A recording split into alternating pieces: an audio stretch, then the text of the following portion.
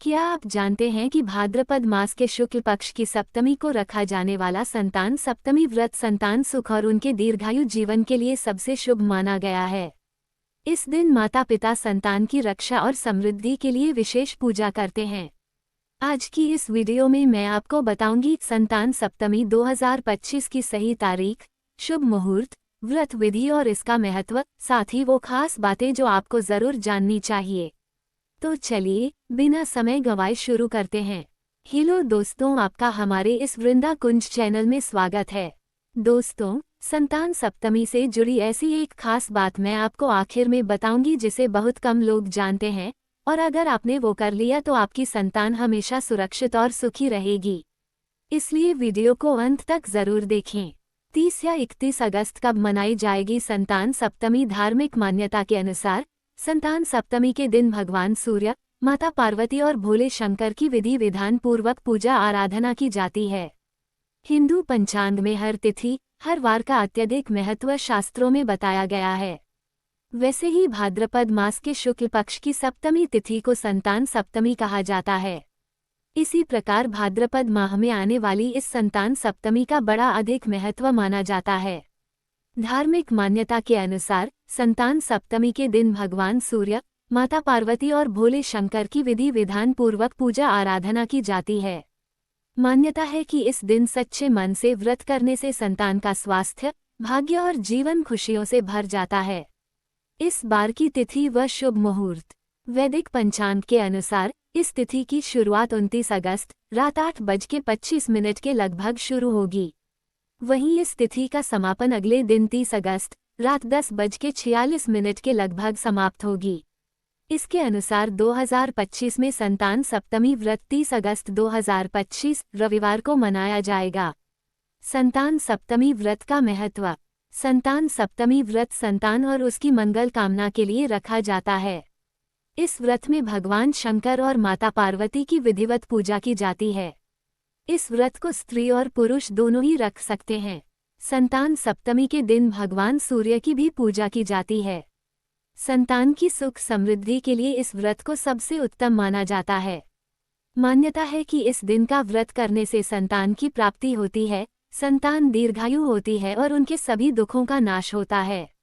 जानिए पूजन विधि। सबसे पहले सुबह सुबह उठकर स्नान कर लें और स्वच्छ वस्त्र धारण करें। इसके बाद भगवान विष्णु और भगवान शंकर की पूजा करें। साथ में भगवान शंकर के पूरे परिवार और नारायण के पूरे परिवार की भी पूजा करें। निराहार सप्तमी व्रत का संकल्प लें। दोपहर में चौक पूरकर चंदन, अक्षत, धूप, दीप, नैवेद्य, सुपारी तथा नारियल आदि से फिर से भगवान शंकर और माता पार्वती की पूजा करें। सप्तमी तिथि के व्रत में नैवेद्य के रूप में खीर पूरी तथा गुड़ के पुए बनाए जाते हैं। संतान की रक्षा की कामना करते हुए शिवजी को कलावा चढ़ाएं और बाद में इसे खुद धारण करें। इसके बाद व्रत कथा सुनें। अभी मैं आपको संतान सप्तमी की वो खास बातें बताऊंगी, इसका असली महत्व क्यों है, और आखिर में मैं वो खास उपाय भी बताऊंगी जिससे व्रत और भी फलदायी हो जाएगा। क्या आप जानते हैं कि संतान सप्तमी के दिन 13 पूड़ियां और एक साड़ी दान करने की खास परंपरा है, जिसे बहुत कम लोग निभाते हैं, लेकिन यही व्रत को पूर्ण और फलदायी बनाती है। संतान सप्तमी की खास बातें। संतान की दीर्घायु और सुरक्षा। मान्यता है कि इस व्रत को करने से संतान अकाल मृत्यु से बचती है और दीर्घायु पाती है। माता पिता की मनोकामना पूरी होती है और संतान पर संकट नहीं आता। सूर्य देव और संतानेश्वर की पूजा। इस दिन विशेष रूप से सूर्य देव को अर्घ्य देना और संतानेश्वर भगवान शिव पार्वती या संतान गोपाल कृष्ण की पूजा करना बहुत लाभकारी माना गया है। बिना सूर्य अर्घ्य के पूजा अधूरी मानी जाती है। 13 पूड़ियों और वस्त्र का विशेष दान। कई परंपराओं में संतान सप्तमी के दिन 13 मीठी पूड़ियां, 1 रुपया और 1 साड़ी दान करना जरूरी माना गया है। इसे करने से व्रत पूर्ण होता है और संतान पर आने वाले संकट टलते हैं। माताएं करती हैं संतान रक्षण का संकल्प। इस दिन माताएं संकल्प लेती हैं कि वे अपनी संतान की रक्षा और सुख समृद्धि के लिए सात्विक जीवन और व्रत नियम का पालन करेगी। संतानहीन दंपत्ति को भी लाभ। संतान की प्राप्ति की कामना रखने वाले दंपत्ति अगर यह व्रत करे तो उन्हें संतान सुख प्राप्त हो सकता है। मान्यता है कि भगवान शिव, पार्वती और सूर्य देव की कृपा से संतान प्राप्ति का मार्ग खुल जाता है। संतान सप्तमी का व्रत तो बहुत फलदायी होता ही है, लेकिन शास्त्र और लोक परंपरा में कुछ खास उपाय बताए गए हैं जिन्हें करने से व्रत का फल कई गुना बढ़ जाता है। संतान सप्तमी के खास उपाय। व्रत को फलदायी बनाने के लिए सूर्योदय पर अर्घ्य। इस दिन प्रातःकाल स्नान के बाद सूर्य को जल में लाल फूल और अक्षत डालकर अर्घ्य दें। अर्घ्य देते समय मंत्र बोलें, ओम सूर्याय नमः। इससे संतान की रक्षा और स्वास्थ्य मजबूत होता है। संतानेश्वर पूजा। शिव, पार्वती या संतान गोपाल बालकृष्ण की पूजा करें। बच्चों की लंबी उम्र के लिए सफेद फूल, दूध, दही और तुलसी पत्र अर्पित करना विशेष फल देता है। 13 पूरियां और दान। व्रत के समापन पर 13 मीठी पूरियां, 1 साड़ी और 1 रुपये का सिक्का किसी सुहागिन स्त्री या ब्राह्मणी को दान करना चाहिए। इसे करने से संतान पर आने वाले संकट टल जाते हैं। संतान रक्षा मंत्र का जाप। पूजा के समय इस मंत्र का जप करें, ओम संतान गोपालाय नमः। इसे कम से कम 108 बार जपें। इससे संतान सुख और आयु में वृद्धि होती है। संतान को आशीर्वाद देना। शाम को संतान को अपने हाथ से तिलक लगाएं और मिठाई खिलाएं। मान्यता है कि माता पिता का आशीर्वाद इस दिन सबसे प्रभावी होता है। वीडियो में आप इसे इस तरह बोल सकती हैं, दोस्तों, अगर आप चाहते हैं कि संतान सप्तमी का व्रत आपको पूरा फल दे तो पूजा के बाद 13 मीठी पूरियां और 1 साड़ी का दान जरूर करें। ये छोटा सा उपाय संतान के जीवन भर के सुख और सुरक्षा का मार्ग खोल देता है। उम्मीद है आपको संतान सप्तमी से जुड़ी ये जानकारी पसंद आई होगी। कमेंट में लिखकर बताइए कि आप इस बार कौन सा संकल्प ले रहे हैं, और वीडियो को शेयर करना मत भूलिए ताकि हर माता पिता को इसका लाभ मिल सके। धन्यवाद। संतान सप्तमी का व्रत तो बहुत फलदायी होता ही है, लेकिन शास्त्र और लोक परंपरा में कुछ खास उपाय बताए गए हैं जिन्हें करने से व्रत का फल कई गुना बढ़ जाता है।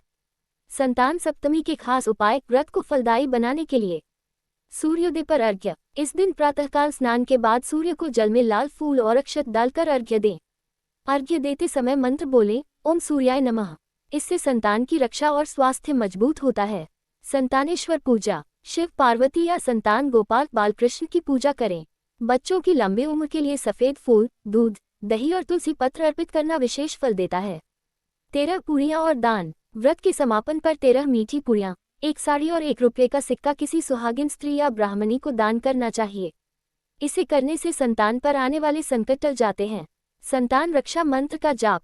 पूजा के समय इस मंत्र का जप करें, ओम संतान गोपालाय नमः। इसे कम से कम 108 बार जपें। इससे संतान सुख और आयु में वृद्धि होती है। संतान को आशीर्वाद देना। शाम को संतान को अपने हाथ से तिलक लगाएं और मिठाई खिलाएं।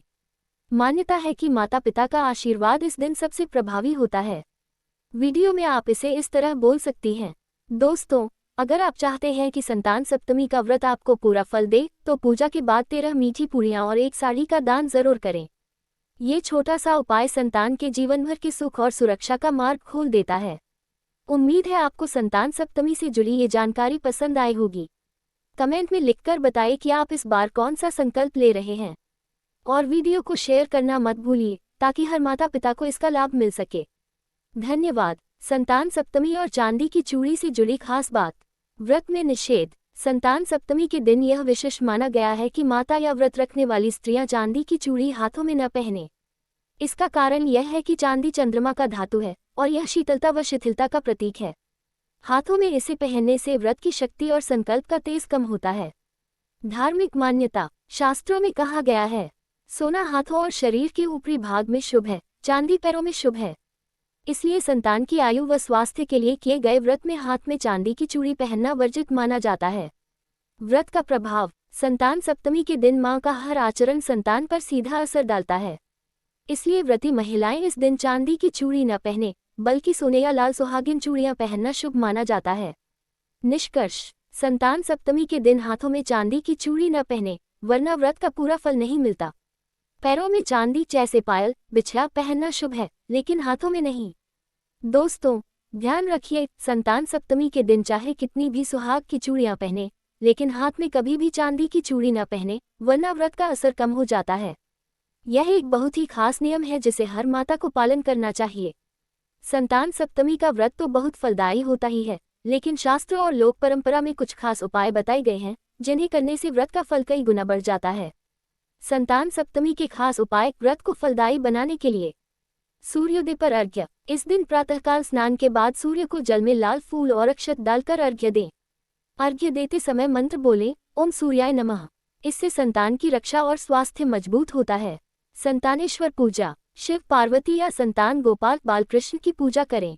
बच्चों की लंबी उम्र के लिए सफेद फूल, दूध, दही और तुलसी पत्र अर्पित करना विशेष फल देता है। 13 पूरियां और दान। व्रत के समापन पर 13 मीठी पूरियां, 1 साड़ी और 1 रुपये का सिक्का किसी सुहागिन स्त्री या ब्राह्मणी को दान करना चाहिए। इसे करने से संतान पर आने वाले संकट टल जाते हैं। संतान रक्षा मंत्र का जाप।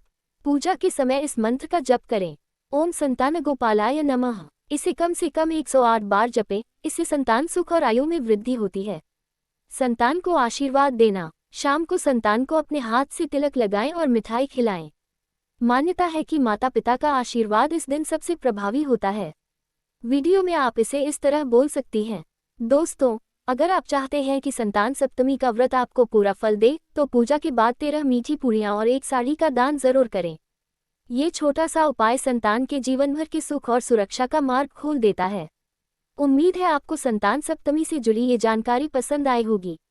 कमेंट में लिखकर बताएं कि आप इस बार कौन सा संकल्प ले रहे हैं। और वीडियो को शेयर करना मत भूलिए, ताकि हर माता पिता को इसका लाभ मिल सके। धन्यवाद।